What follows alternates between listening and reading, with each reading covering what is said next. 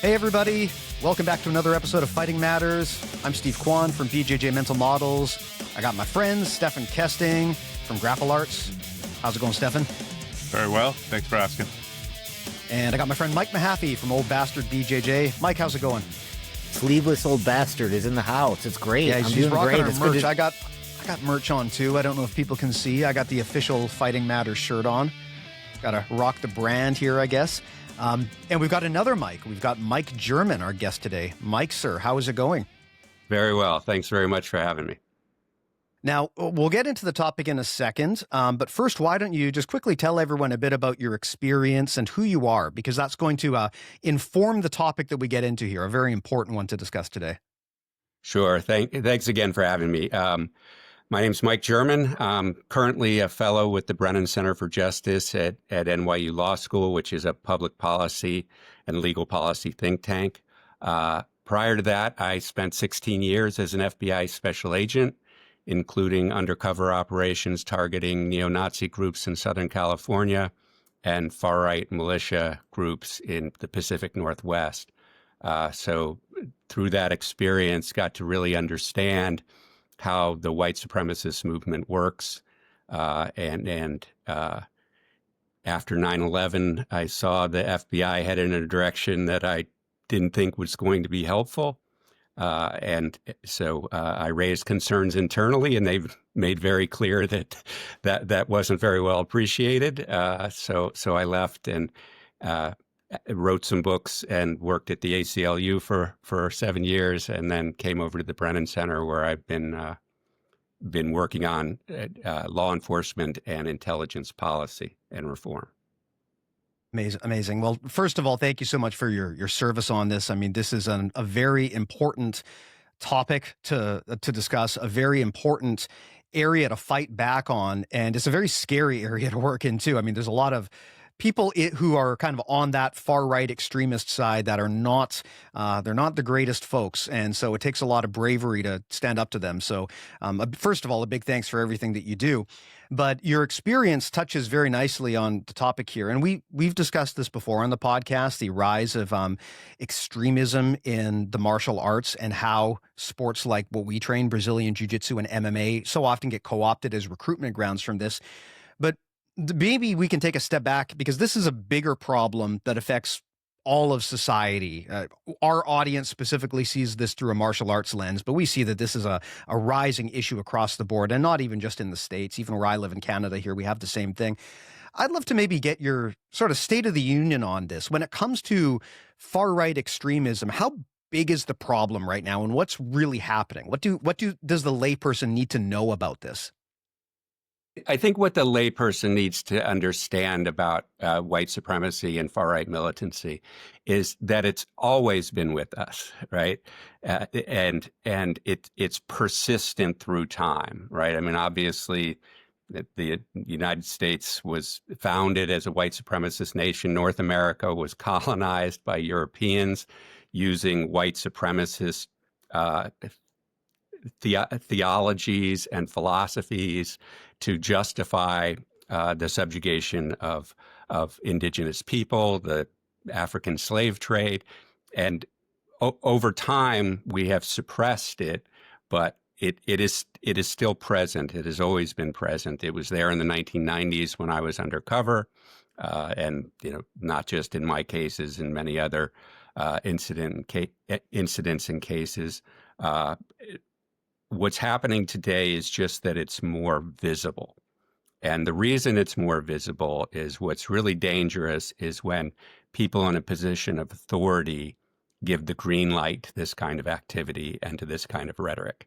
And that's really the crucial thing, which is why my latest book focused on white supremacy, racism, white supremacy, and far-right militancy in law enforcement, because they're authority figures. But particularly for MMA or martial arts coaches or any sport coaches, really, you have to understand how white supremacy works in our society, because your ability to manage young people who are coming to you for advice and will look up to you as a moral figure to understand how to handle this. So I really appreciate the work you guys are doing on this channel and your other channels. And when I found you, I wanted to reach out and say thank you.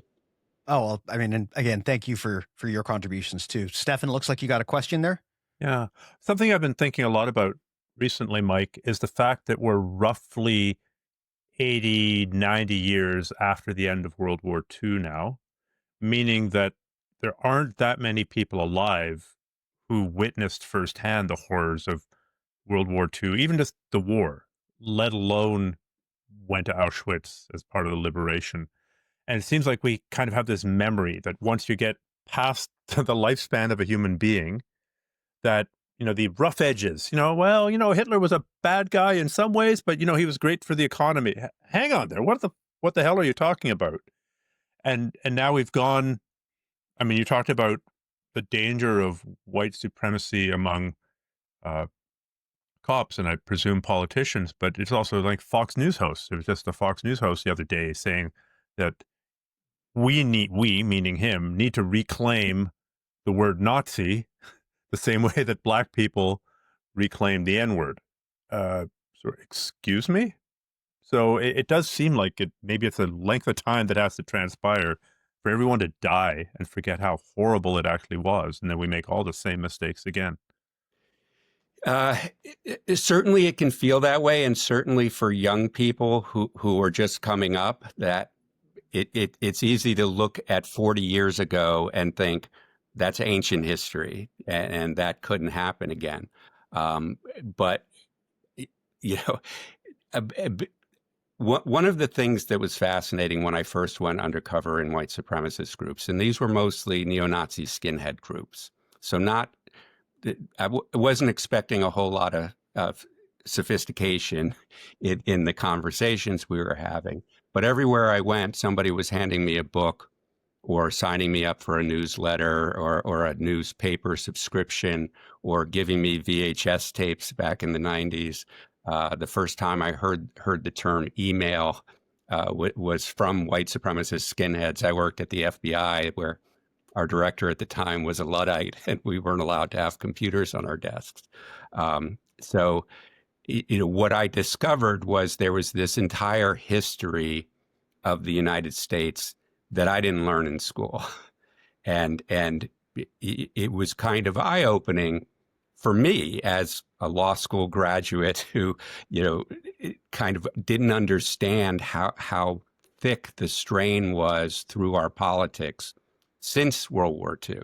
And I can imagine for a young person who's maybe not got that education or background, or certainly not the intent I had as an FBI undercover agent, would imagine that, oh, wait a minute, I haven't been told about these things. So what else have I not been told about?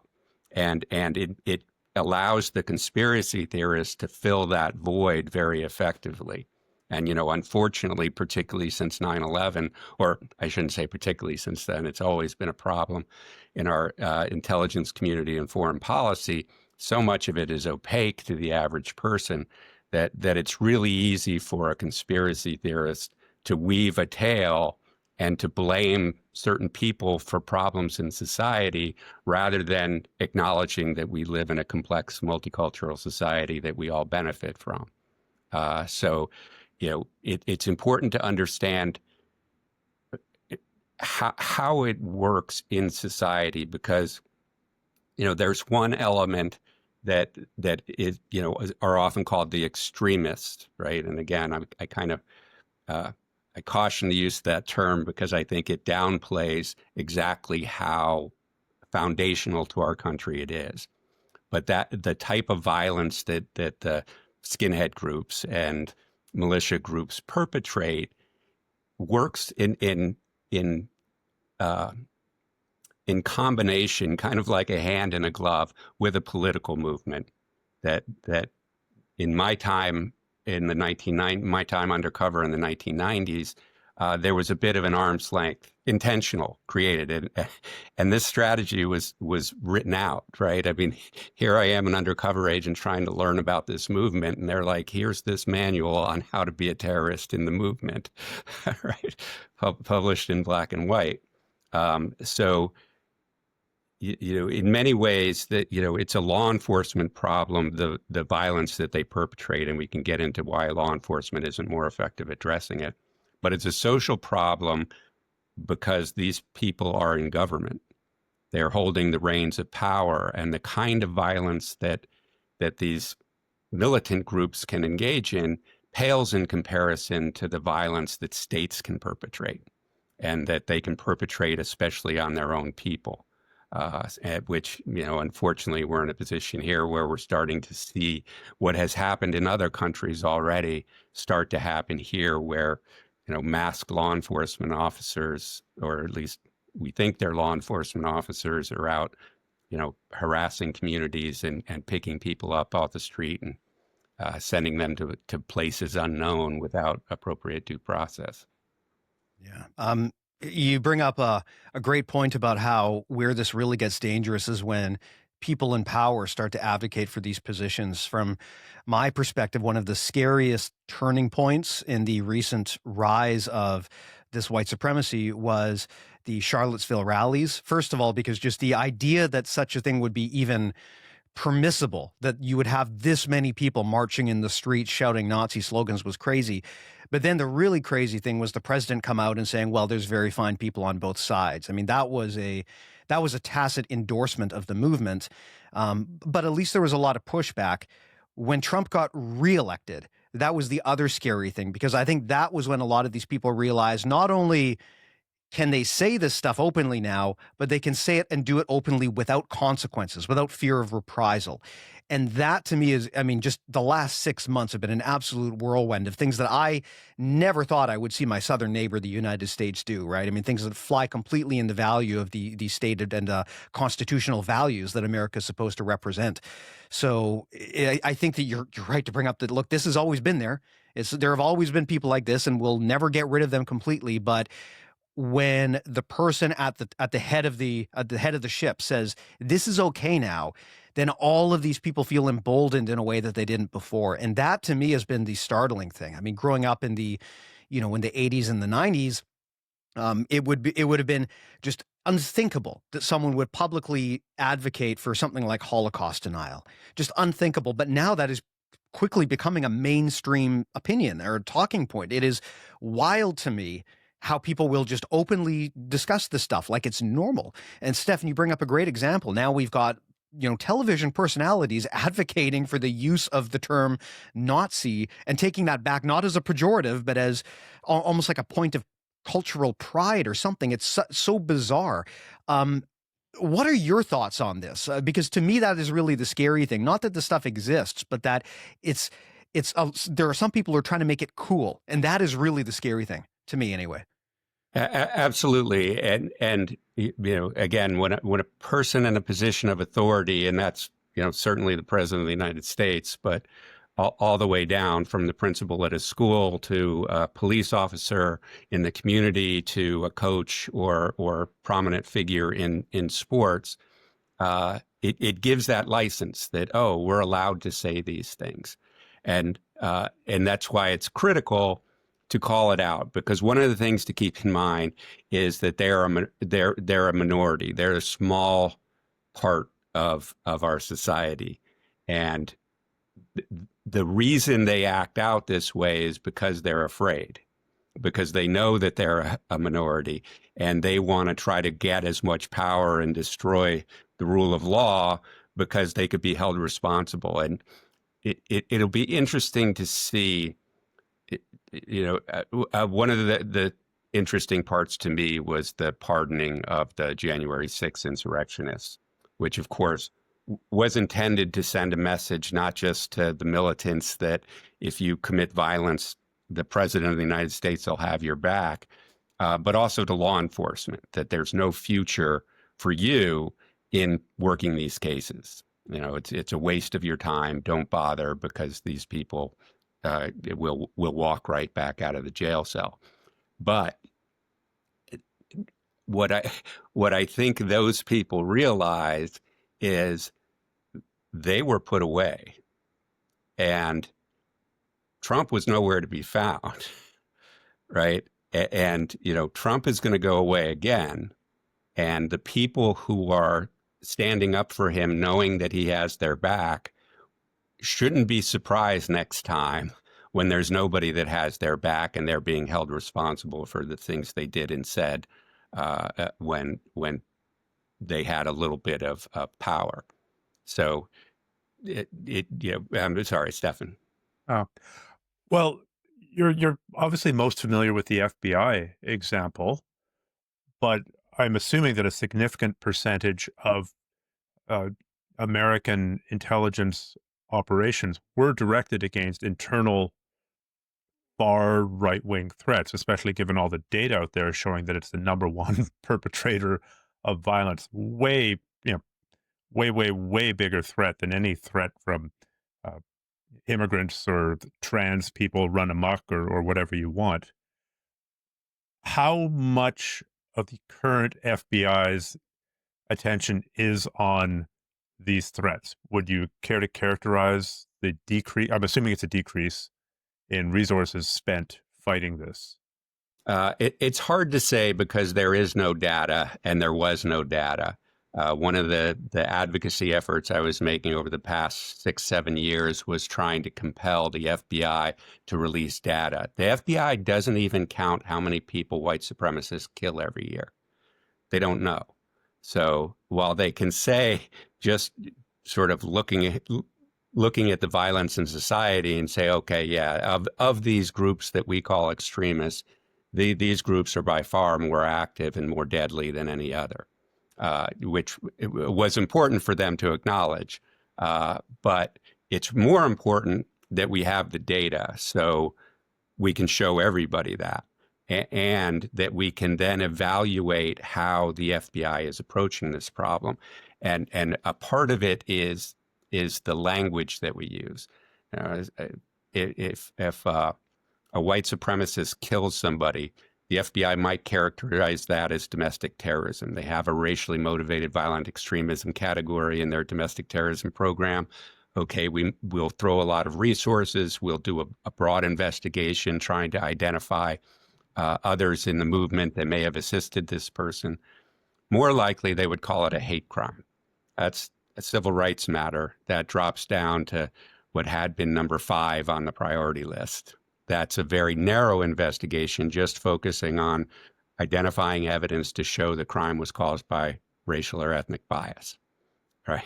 So it changes the nature of the investigation. Worse, the Department of Justice has a policy that says if you get a hate crime, if the FBI, excuse me, if the FBI receives information about a hate crime, they have to defer to state and locals to investigate it. Even though state and locals typically don't investigate that, only about 15% of police agencies acknowledge hate crimes occur within their jurisdictions. I'm sorry. So a lot of these crimes don't even get recorded, and certainly don't get recorded as acts of domestic terrorism. And I think the reason why the FBI doesn't do that is historically and just ideologically, the FBI views white supremacist violence as a regular crime. That's something that's always been with us. It's not a national security threat, even though it kills more people. But if it's a brown person, that's different.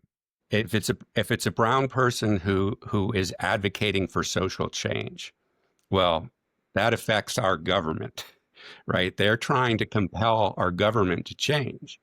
Even if it's through peaceful means, the FBI sees that as a national security threat. So they'll pour more resources into targeting advocacy groups that promote change to government, particularly if they're led by people of color. The FBI is still predominantly a white male organization, even after 40 years after J. Edgar Hoover died.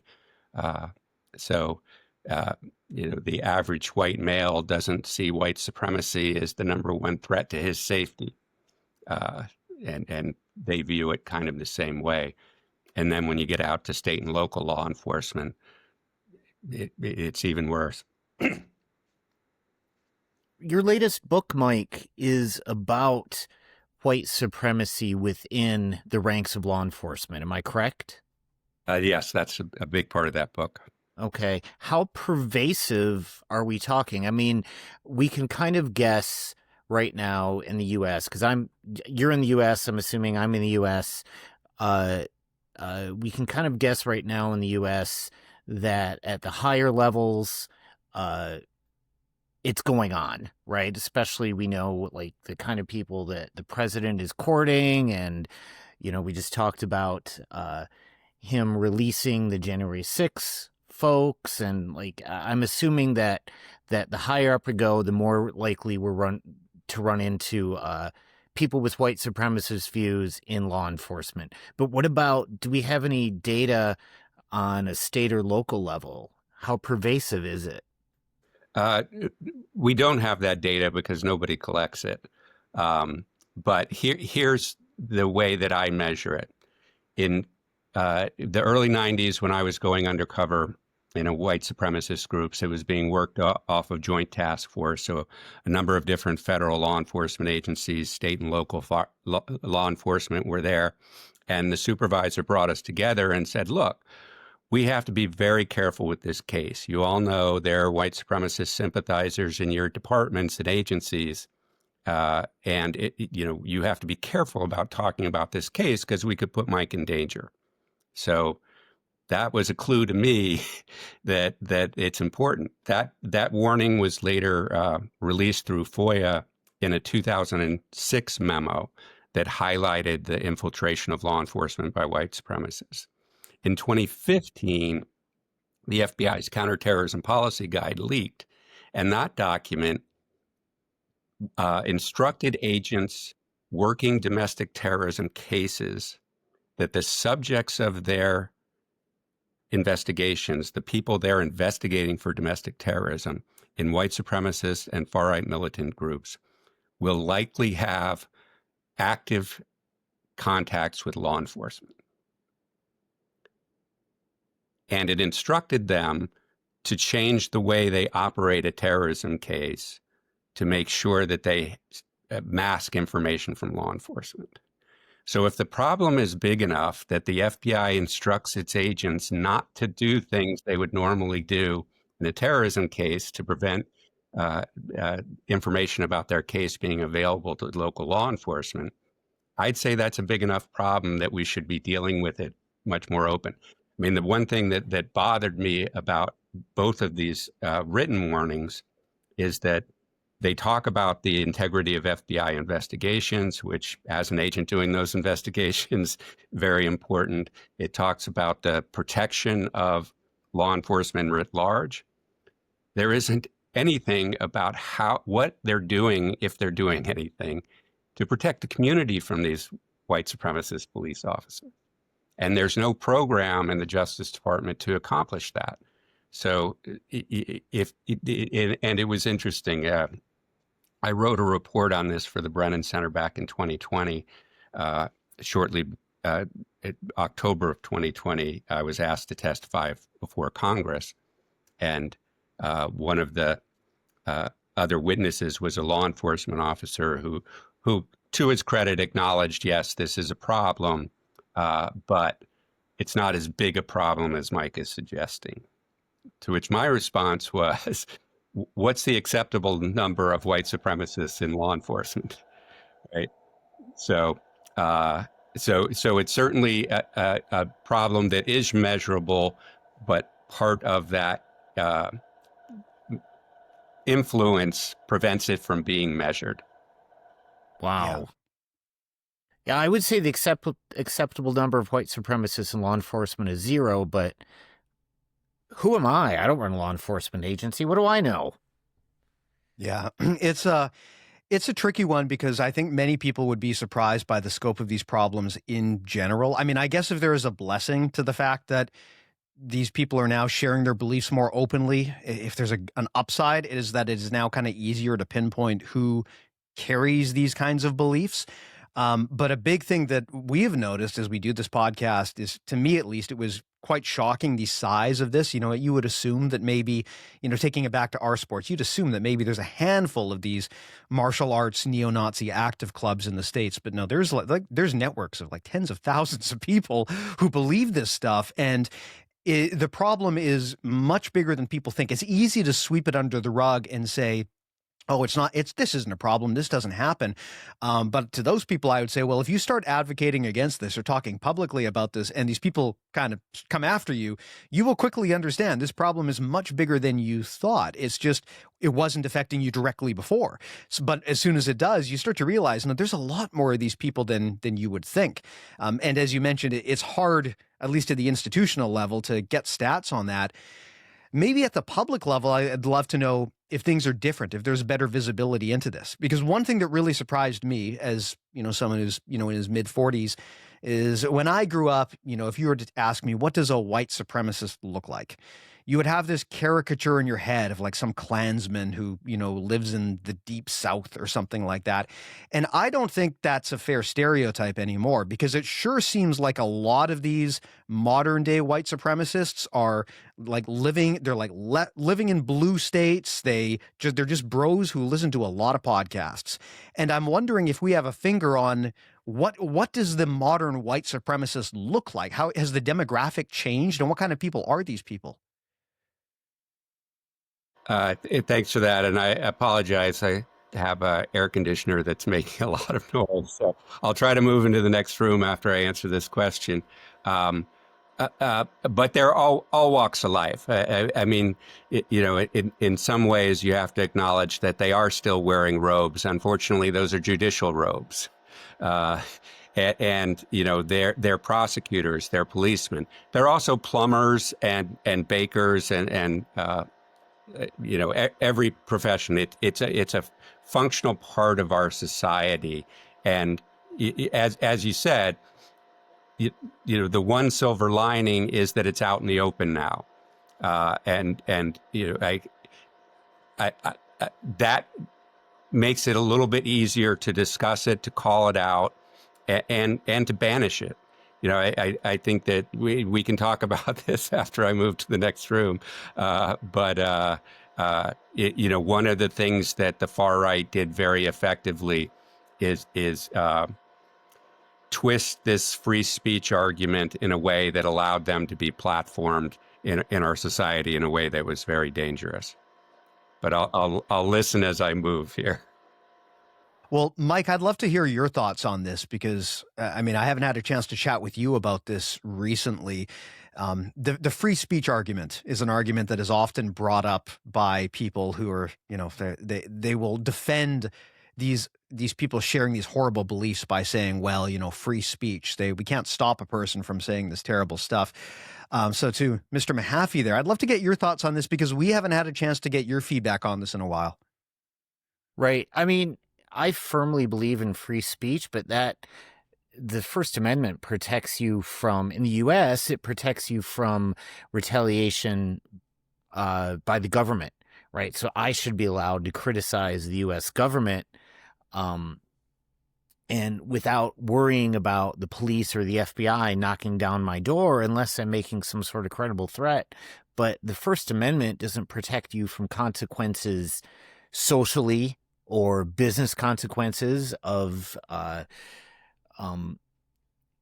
saying hateful things, of promoting Nazism, anything like that. So I think that whole idea, and I'm not a lawyer, mind you, so I want to make sure that's clear. I don't want to be talking out of my depth, but people who complain about being canceled for sharing abhorrent views, well, maybe you shouldn't have those abhorrent views. Like, we have every right to not buy Josh Saunders' next instructional because he shared a bunch of Nazi propaganda on social media. I should have every right to not buy anything from Jake Shield or Gordon Ryan, right? So, sure, they've got free speech, but we should all be pushing back on that, and they should face consequences for that, socially at least, in my opinion.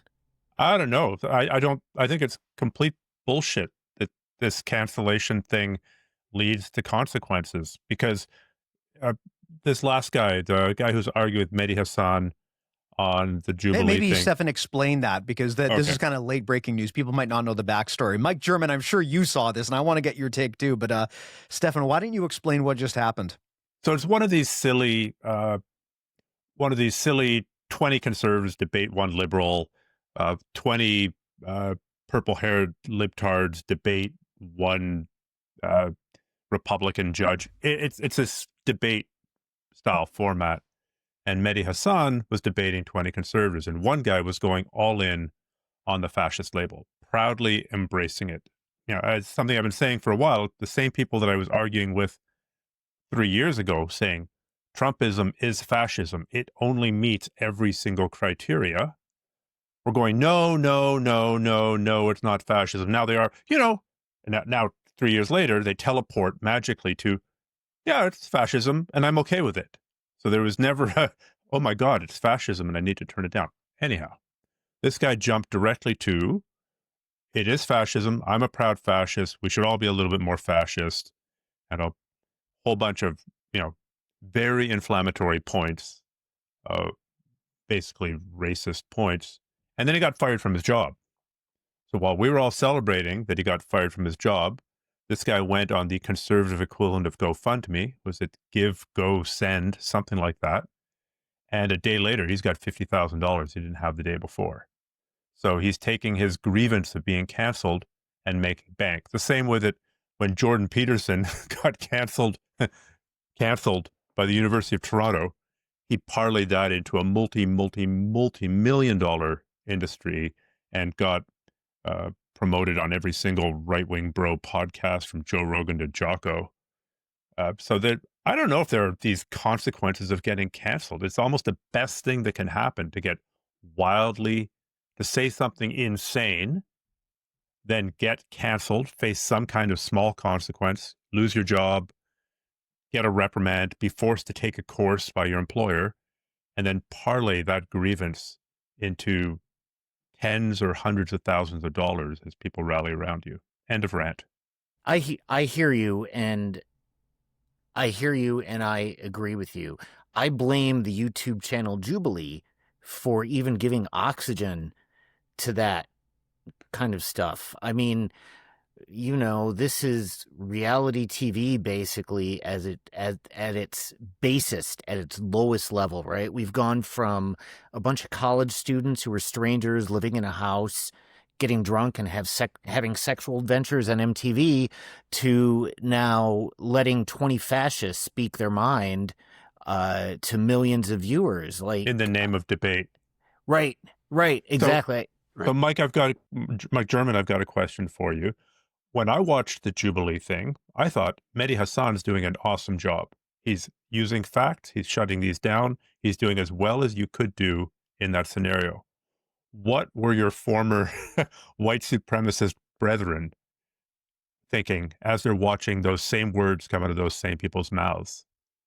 What they're thinking is, here's somebody who has a huge platform, and I get to say my piece, and hundreds of thousands, if not millions of people are going to watch it, and enough of them are going to say, I'm right. And that's what they know. That's why they love these things. I think a huge mistake our media made, it was fascinating to watch, excuse me, when Trump ran the first time, because when he came, down the escalator and made comments about Mexicans all being criminals and these kinds of openly racist comments talking about Muslims, the media immediately tried to find white supremacists to talk to. And initially, they rejected the premise, right? They said Donald Trump is a billionaire New Yorker who has a Jewish daughter and has been a longtime supporter of Israel. We know what he is. He's a con man, and we're not going to fall for it.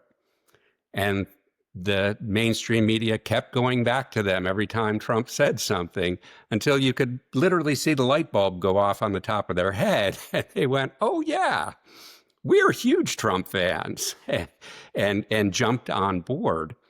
But it's an uneasy relationship. And that's why with the Pittsburgh synagogue shooting, the rhetoric that was being used on the right-wing social media, what he was quoted as saying was, what the perpetrator was quoted as saying was, "Screw the optics, I'm going in." Well, the optics were the strategy of hitching on to the Trump train. That, hey, we know the Trump train isn't going to our destination. It's sort of headed generally in the right direction, but at some point that train is going to be taking us further away from our destination. And we don't know when that point is, but he decided it's now. And I'm going to quit pretending that we can play entirely a political role. I'm going to go off and use violence to make our point more directly.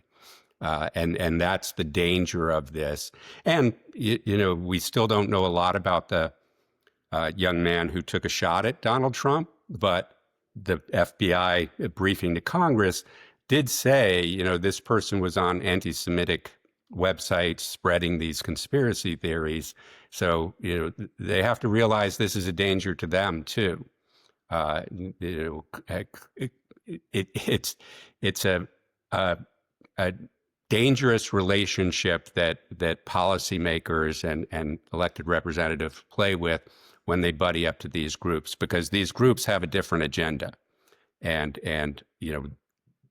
the policymakers think they can be useful because their policies are unpopular, so they try to scare people. We've seen that members of Congress say, well, I was against this, but I got so many death threats that it wasn't worth resisting this Trump proposal. They're coming out and saying that threat of violence is something that helps them get unpopular policies passed. And it's important to understand how that works, and make sure that we're setting up bulwarks both to ensure that law enforcement is focused on actually addressing the crimes of the people who are committing violence, and that our politics is such that we can stand up in solidarity with one another, whoever's being attacked at this. One of the things they do is single out a different group. Today it's Latino immigrants. Tomorrow it's Muslim immigrants. The next day it's LGBTQ communities, and it's always selecting a constituency that is vulnerable, that doesn't have the political heft to fight back. So it's really important for the rest of us to fight with them and to have their backs. And that's really one critical element of how you respond to these groups. Yeah. Something that I've noticed, you bring up a great point, which is that very often these groups will start off by attacking the most vulnerable, easiest to bully communities, the people that are most likely to get away with it. But they never stop there, right? I mean, this is the exact same playbook that the Nazis used in 1930s Germany. And we're seeing the same thing here where the most vulnerable communities are getting attacked. Immigrants, of course, are one. The trans community is constantly demonized in jiu-jitsu, and in a lot of sports, but in jiu-jitsu specifically. So to give you some context, the people in jiu-jitsu are constantly obsessed with this idea of men competing in women's sports, which is really not a thing that happens at any meaningful scale. And I mean, look, if we were to actually sit down and debate point for point on the science and the data here, that's one thing. But most of the people that I've seen have no interest in doing that. So as an example, we had a transgender black belt on a while ago on our podcast. And one of the very first things that she said in the podcast was, she only competes in, trans and genderqueer tournaments now. So specifically, or not even tournaments, just super fights, matches where they specifically select another opponent who is probably also trans, and they both consent to having this match, and it's just a good time, and everyone's having fun. She doesn't go into regular competition brackets and compete against cisgendered women. She's not doing that. But all the same, even though that was one of the first things that she said in our interview, the comments were all like, this person is disgusting. It's a man pretending to be a woman to steal women's medals and hurt them in tournaments, and it's disgusting. And I'd love to beat up this person. It's like, look, if you listen to the chat, one of the very first things she said was, I don't compete in those divisions. This is a non-issue. But it didn't stop people from just bypassing that and immediately hitting their talking points about how she's taken medals and blah, blah, blah. And it's so frustrating to try to deal with these people, because no matter what we say or do, no matter what information we provide, they just talk right past that and go right to their talking points. We had the same thing recently when we talked about some of the anti-Semitism in jiu-jitsu. Hopefully you're not getting dragged into this whole conversation, but jiu-jitsu and MMA have a massive problem right now with just straight up Nazism and anti-Semitism. There are many, many well-known MMA fighters and jiu-jitsu practitioners who are using straight up anti-Semitism as a platform to spew their hate, right down to things like posting pictures of them doing Hail Hitlers on social media and saying that like Hitler was their greatest inspiration and he's actually not a bad guy and the Holocaust was overblown. Just people straight up saying this. And we call that out. And immediately the talking point that gets pivoted, people in the comments immediately go back and say, oh, well, so does that mean you're supporting the genocide in Gaza? And it's like, bro, we were specifically responding to a specific person who specifically did a Hail Hitler on social media. This has nothing to do with Israel or politics. This is specifically about race-based hate. But people immediately switch to their talking points. And I find this kind of stuff makes it very hard to reach people, because we can't have a good faith debate, both on the trans issue and on a lot of race issues. Immigration is the same thing. You can sit there and provide all the data that you want, but at the end of the day, these people will go back to they're eating the cats, they're eating the dogs. How can we combat that when facts don't work? Like, how do you reach these people? Or is it even worth trying to reach them? I wouldn't waste my time trying to reach them. Because you're right. Part of the game is they'll just go down their talking points, and all they're doing is trying to get as many people to hear their talking points and not pay attention to the debate. So, that's where they were very effective in demanding that their free speech means you have to give me your platform, which of course is an absurd notion, as Mike said. Free speech is about government suppression of speech, and my free speech is to deny you a platform and to criticize what you're saying. So, we can't have free speech if I'm not allowed to criticize you or ostracize you from the communities that I'm hanging out in, I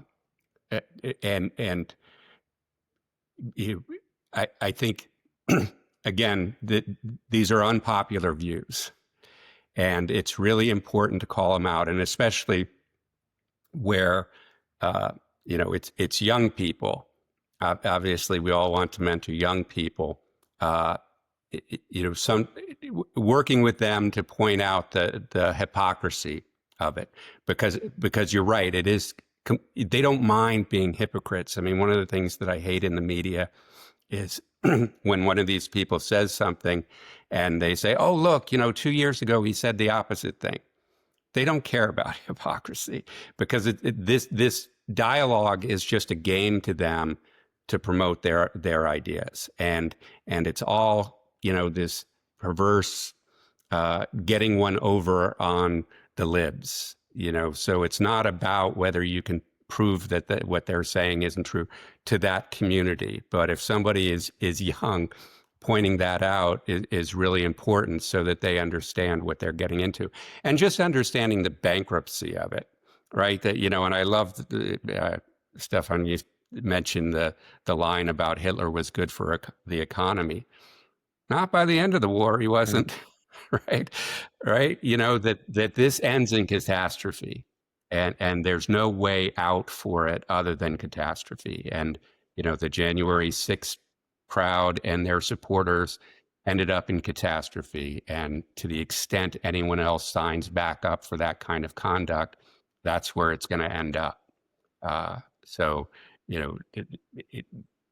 Working with groups that are being targeted, making sure that, one of the things, particularly with hate crimes, what they're trying to do is divide the community and make a portion of the community be too afraid to come out and join society. So it's really important when there is some group being attacked or after some kind of horrible hate crime that we all reach out to those people in that community and say, we're with you. That's a great point. That's a really good point.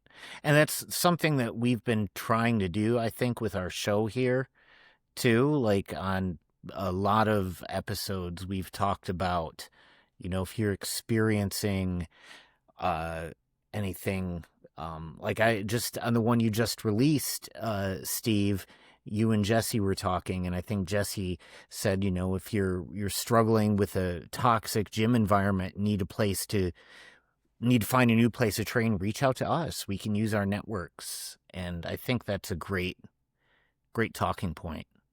I have a question, Mike, about some of your work. You said you worked undercover for a long time in the FBI, working against white supremacist groups.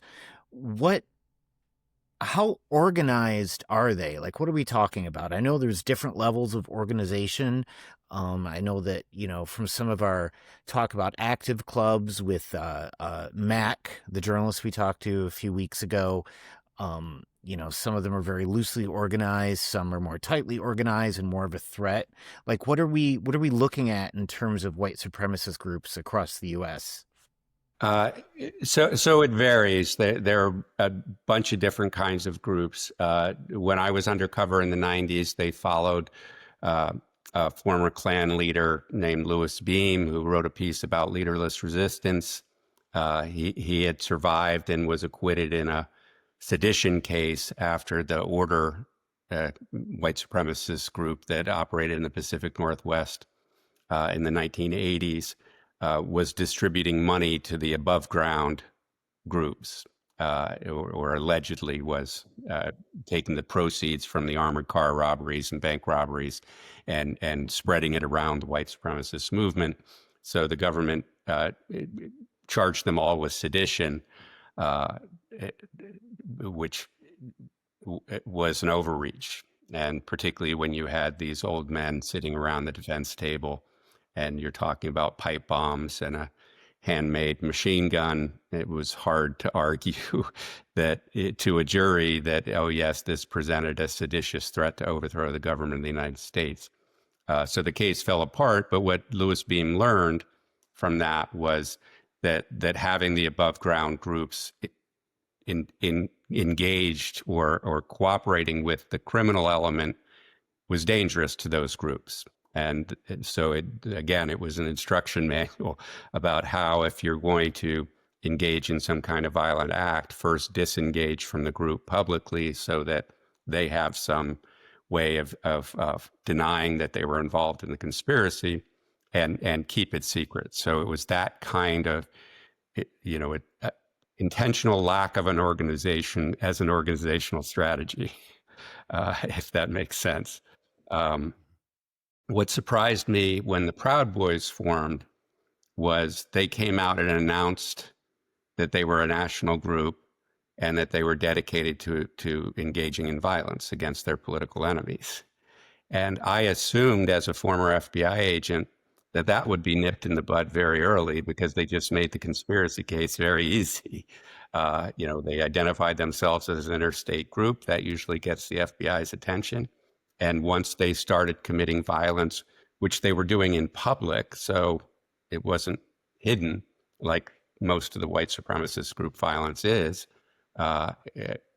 unfortunately, the FBI wasn't paying attention to them, and in fact had informants. This came out in the second sedition trial against the Proud Boys following January 6th. That the FBI did have a number of informants within the group, but they weren't reporting on Proud Boys. They were reporting on the groups the Proud Boys was opposed to. So it kind of highlights the inattention to these kinds of crimes, but also showed how these groups are are very malleable. One thing, one of the proposals that I was opposed to was that we should create some kind of domestic terrorist list. Well, number one, they change the names of their groups like we change clothes, right? They once a group gets some kind of infamy, typically for some kind of criminal act, they'll just rebrand under a different name.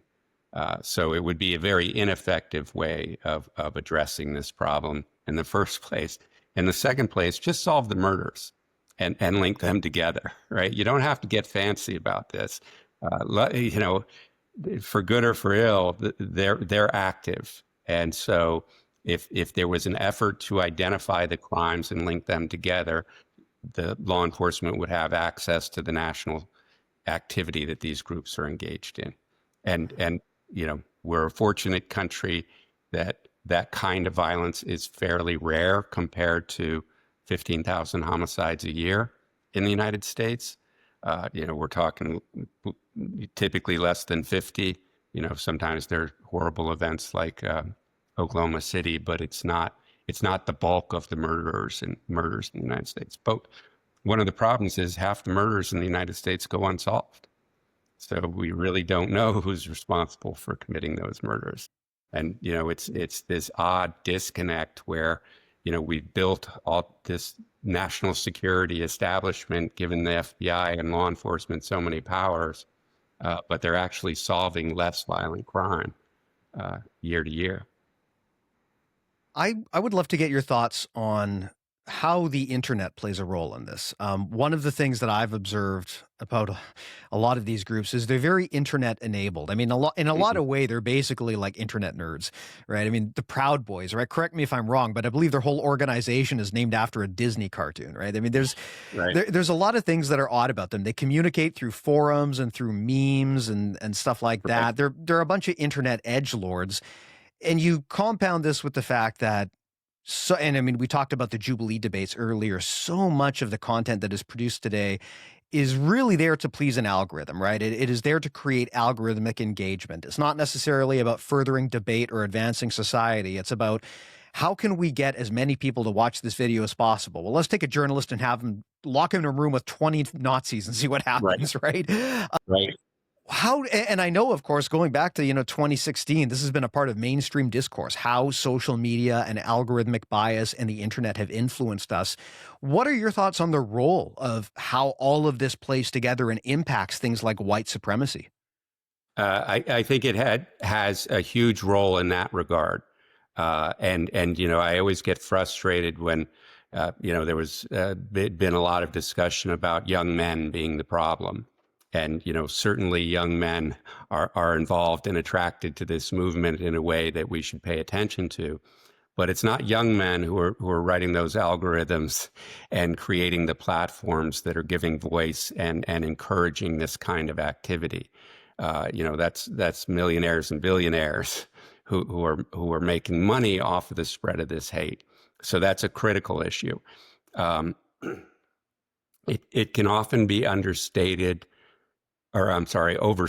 how the internet aids in promoting the violence, right?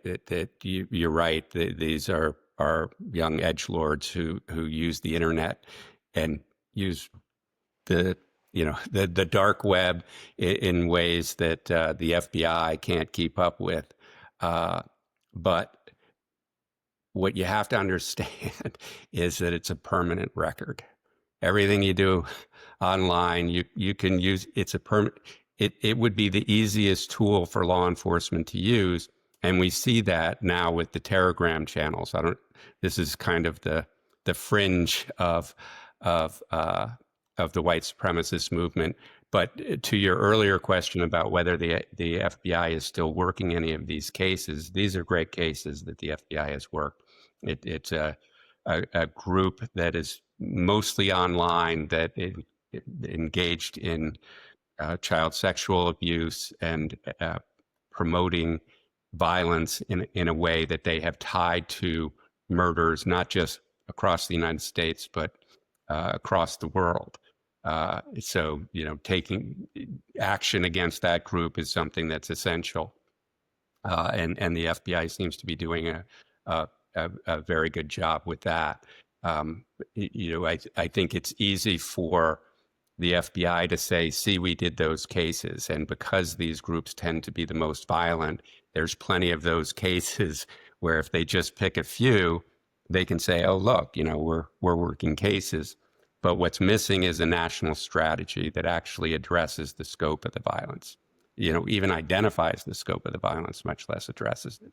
That's what's really important, to take this out of the context of this is just one of several quote unquote domestic terrorist groups, right? Because the problem we have with white supremacy in policy and white supremacist violence, it isn't the same as some young person who released minks from a mink farm, right?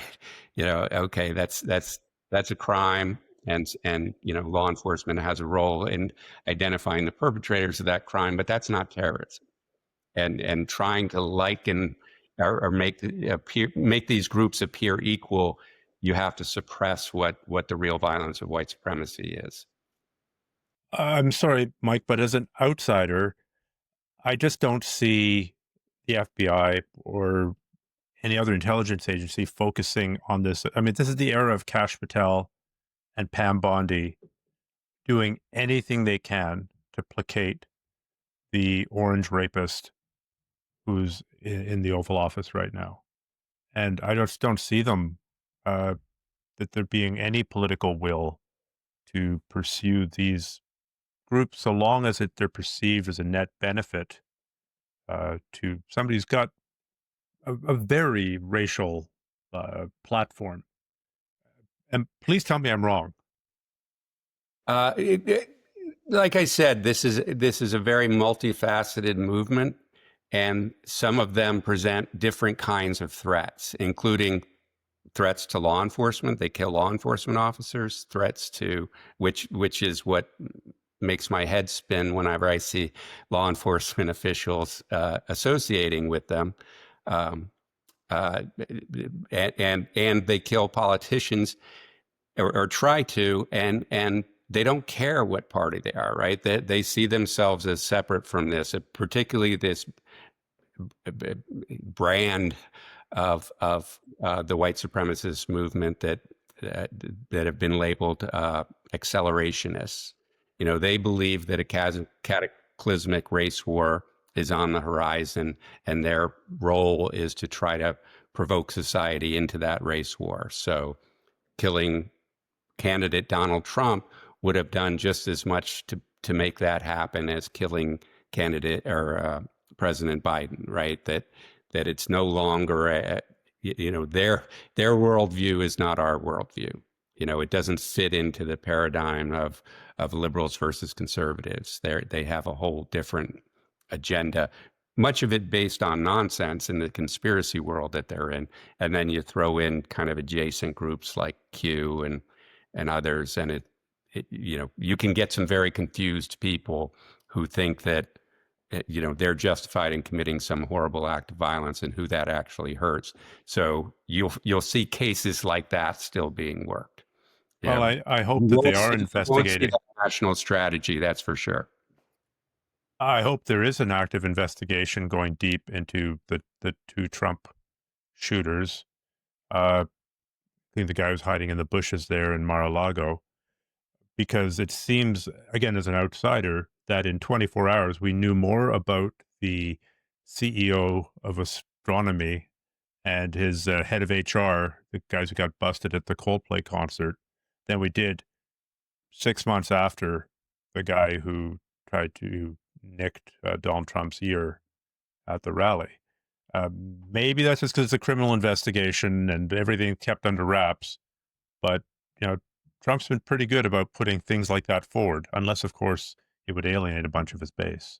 Right. And that's law enforcement, too. I mean, I'm always fascinated how law enforcement, after a shooting, if it's a white perpetrator, law enforcement acts one way. If it's a non-white shooter, it's completely the opposite, where almost immediately after a white person engages in some kind of mass shooting, you'll hear law enforcement say, this is a lone actor. Well, wait a minute, you haven't done an investigation yet. How do you know it's a lone actor? Have you connected it to other crimes in the area? It's kind of a knee-jerk thing to minimize this violence, where if it's somebody who, had been to a Black Lives Matter protest once, engages in some kind of horrible crime, oh, that's part of this nationwide conspiracy.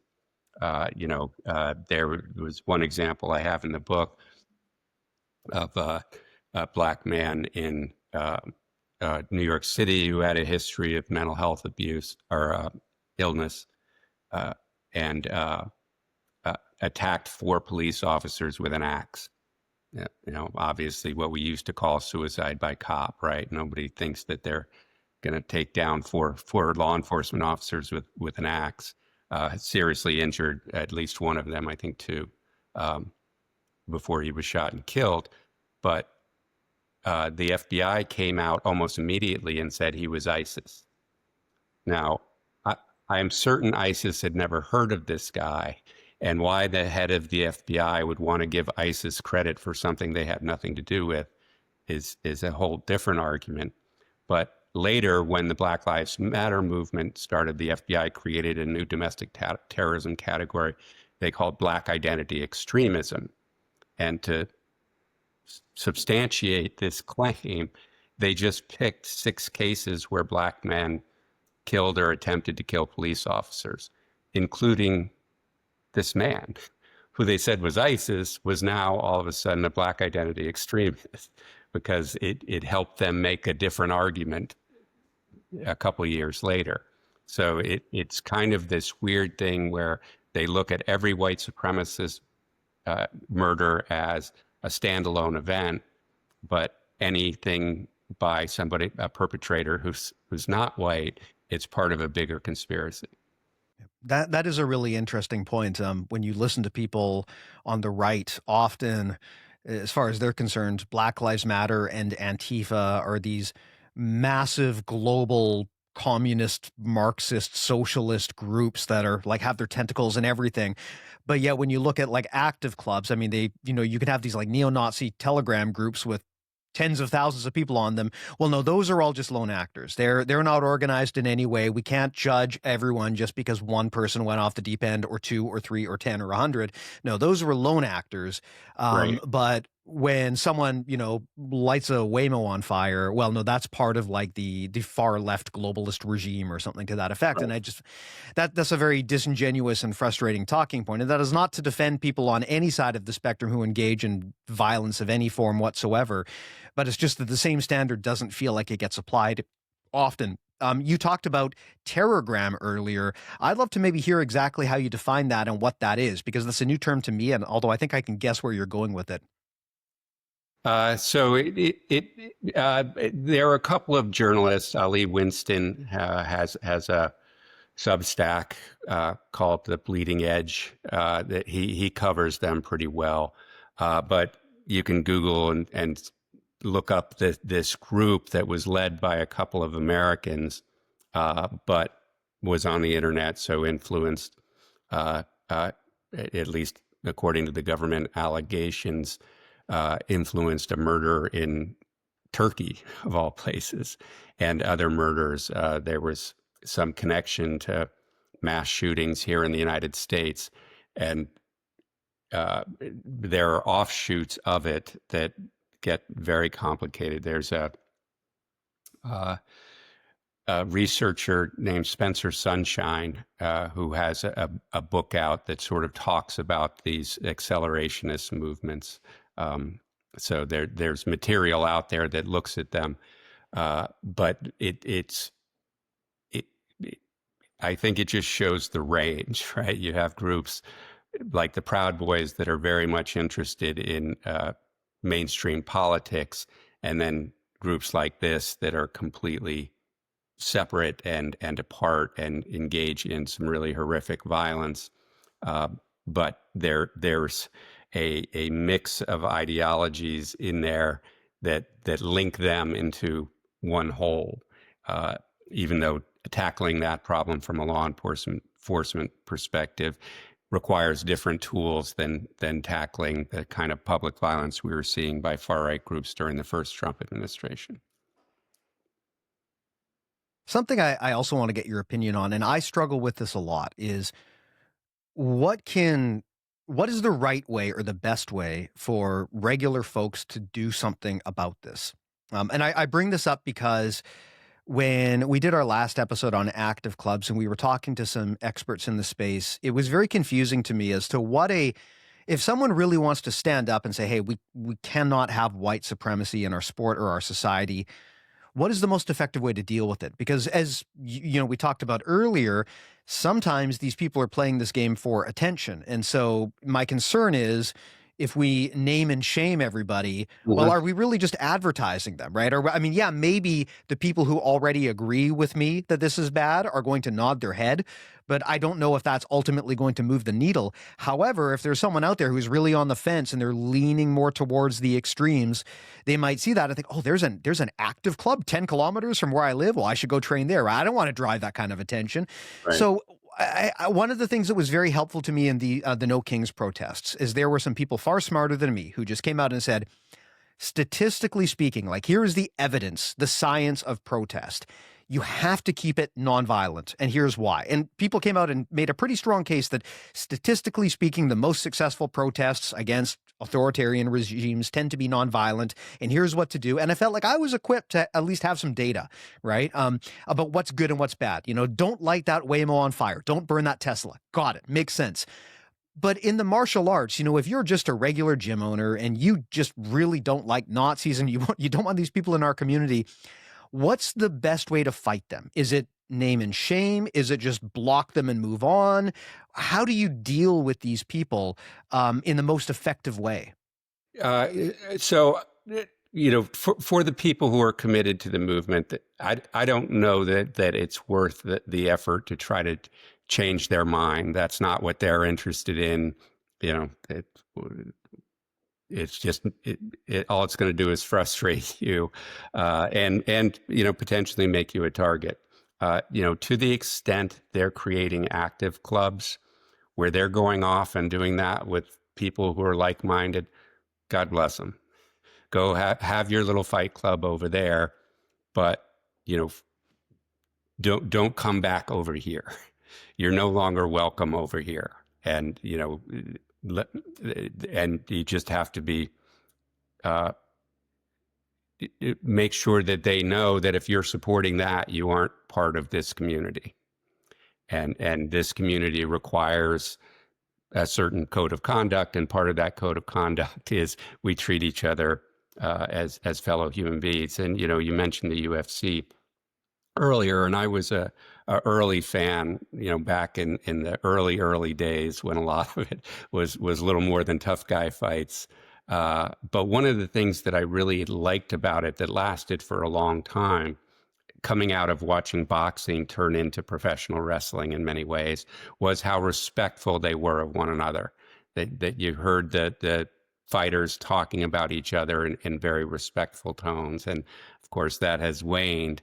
But, that's the ethos that I would hope anyone involved in any kind of fighting sport would believe, because we all know that this is, a very, very difficult sport. And without that respect, we're just brutes.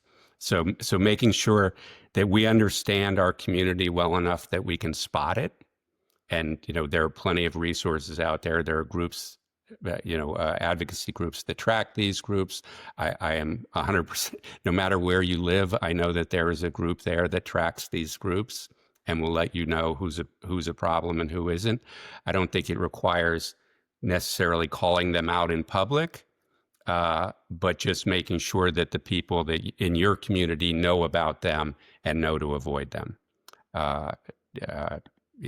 That's really important. And, particularly with the symbols, if you see a tattoo that makes you feel a little funny, ask them about it, and make sure that you're raising, well, I've seen this kind of rune in Nazi movies, or in some other context, and to the extent you say it's not part of that, okay, I'll believe you, but maybe you should cover it while you're here, and not talk about anything like that in your gym.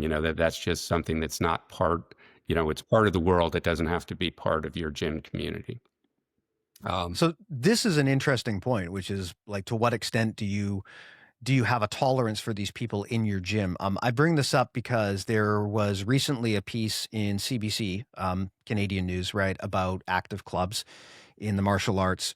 And a lot of the people that were, the CBC did a pretty broad investigation to take a look at some of these anonymous photos, track down exactly what gyms they were. They contacted the owners of the gyms, and many of the owners of those gyms swore up and down they had no knowledge of this happening in their gym. They did not endorse this whatsoever. They made a public stance against this kind of hate. Could that be covering fire? Maybe, maybe not. But our friend Mac, right, Mac Lamoureux, who is a journalist who investigates this stuff, we interviewed him on this show, and he also was interviewed by the CBC. And what he said is he wouldn't be surprised if they were telling the truth, and they just had no idea that this was happening, because a lot of the time these people will kind of come in and they'll infiltrate, right? They might not necessarily be the owner of the gym, but they'll come in and they'll create their own little clique, and they'll get their buddies together, and then next thing you know, they're running this little subculture inside of a broader gym. And that makes me wonder, to what extent, look, we've all heard the old thing about how, like, if you've got a Nazi having dinner with 9 other people, then actually what you've got is 10 Nazis at the table. And what you have to do is kick them out right away. And that's the belief I subscribe to, right? If you see someone with a, I don't know, like a black sun tattoo, get the fuck out of here, as far as I'm concerned. But to what extent, I mean, the argument could also be made then that you're alienating a lot of people that you could potentially convert, or maybe this is a person who is formerly of this persuasion. I mean, to what extent do you subscribe to that kind of paradox of tolerance, that, like, look, we're tolerant of everyone except for the intolerant, and if they fall into that bracket, you can get out right now? Yeah, I have a lack of tolerance for it. I won't appear on a show. A lot of times news shows will want to interview me, and the other person they're interviewing is some current or former person who was part of one of these groups, and I say no.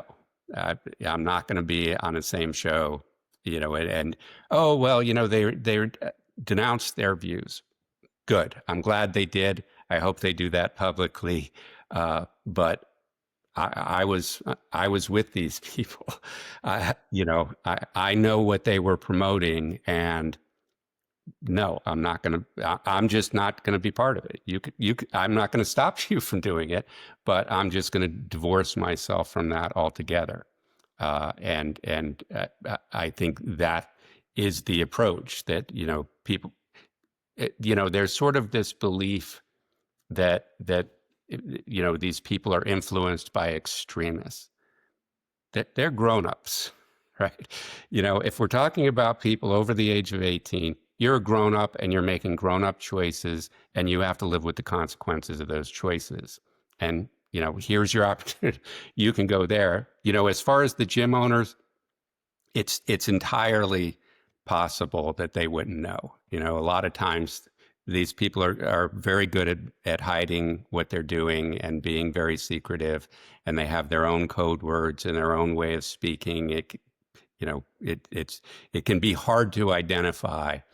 But once it is identified, to the extent that you make it very clear publicly that this is not going to be tolerated, and those people are no longer allowed to use this platform, to use this gym, because we have standards in our society and we protect each other.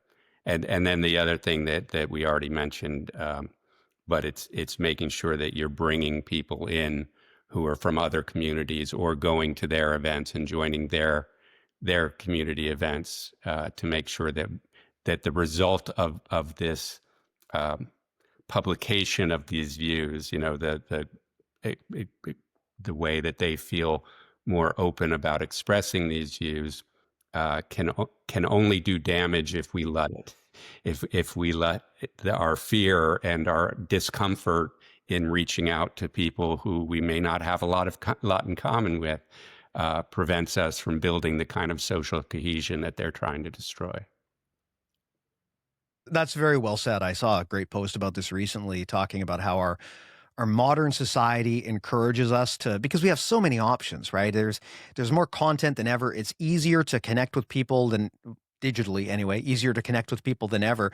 And so you can very easily curate your life to remove people who annoy you.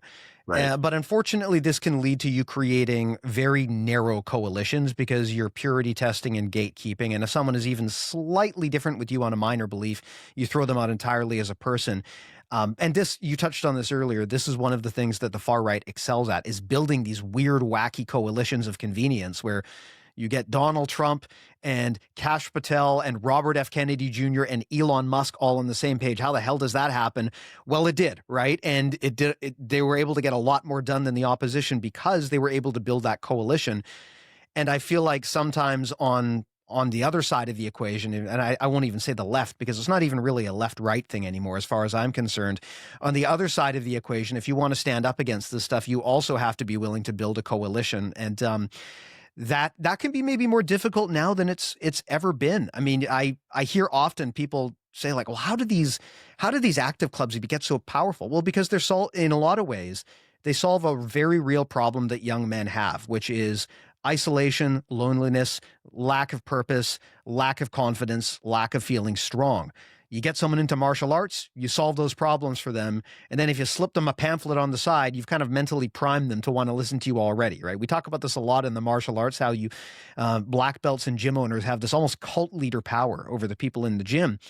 What can the rest of us do to combat that? I mean, of course, the answer is use the same playbook, right? Create places where people can get healthy, can stay in shape, can meet people, can have fun, but you do it for good instead of for evil. But I'd love to know, tactically speaking, what you would like to see out of the communities of people who want to stand up against this. Like, how can we turn their own playbook against them and kind of use the active club playbook to create, I guess, a Jedi active club instead of a Sith active club, if that makes sense? Right. Well, it is fascinating to me. And, they've called it the manosphere, but what a distorted view of masculinity. Number one, that you would look at Donald Trump as the alpha male, right? Not, so weird. not exactly it's so weird. The picture that you would expect. But have you seen his ankles? I mean, for God's sake, that's not alpha. Sorry, Mike, I couldn't resist. Yeah, no, you're right. But also, that if, how is misogyny and violence against women a masculine trait, right?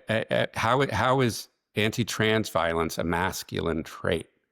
That you're picking on the most vulnerable communities. That's not masculinity, So I think we have to talk about this in a way. And again, you didn't bring me on just to praise you guys in the show, but it's so important for you guys to be doing this. And that's why I was so happy when I found it, because it's important to call it out and to let people know that this isn't acceptable. It's not something that we want in our sport. It's not something that we want in our society.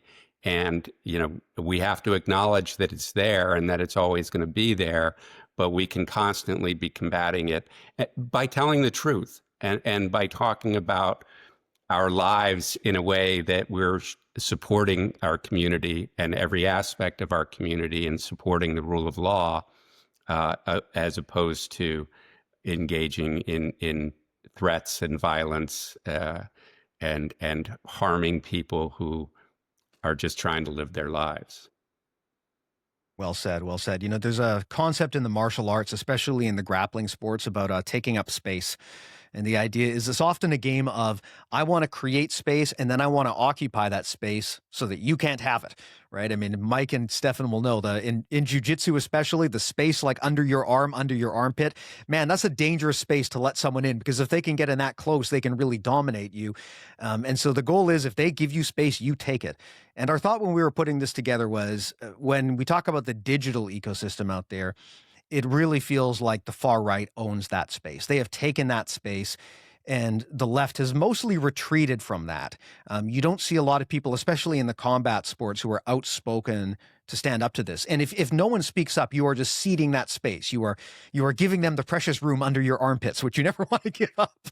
So our thought was, well, maybe we can just do the opposite, right? And if that means that one other person gets that same idea and they start their own thing and they start taking up space, maybe if enough of us do that, it can create a bit of a tidal wave that pushes these people back off the platform. And then it won't feel like, because when you say manosphere, like, man, that shouldn't sound bad. There shouldn't be anything bad about being manly or masculine, but we've ceded that territory to these lunatics, and to the point now where when I say manosphere or masculinity, most people I know will just instinctively cringe, because those terms have been co-opted so negatively by these people.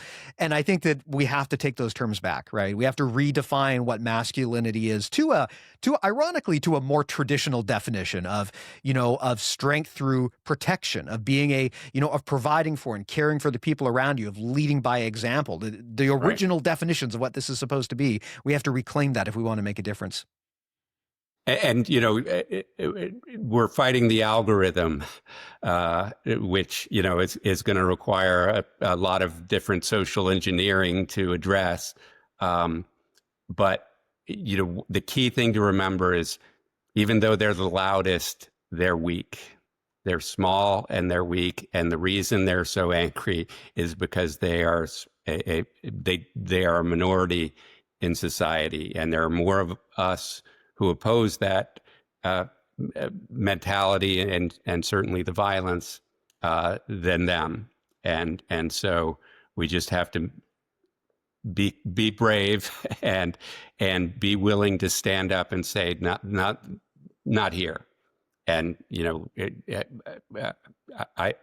I felt, particularly in the FBI after 9/11, but in society, that it became okay to be anti-Muslim, right? You could say horrible things about Muslim people, and that was okay because they were associated with a terrible terrorist attack, where they weren't associated with that, right? That 99.9% of the Muslims in the world were as horrified as anyone else. And that allowing that little bit of racism against Muslim and Arabs sort of created, it's like a hole in the dam. Once the water starts going through, it starts creating a bigger and bigger hole. And pretty soon you can associate other social problems with different groups. And that's kind of where we are today. So, when it's any kind of racism, any kind of targeting any community, just call it out right away and say, nope, that's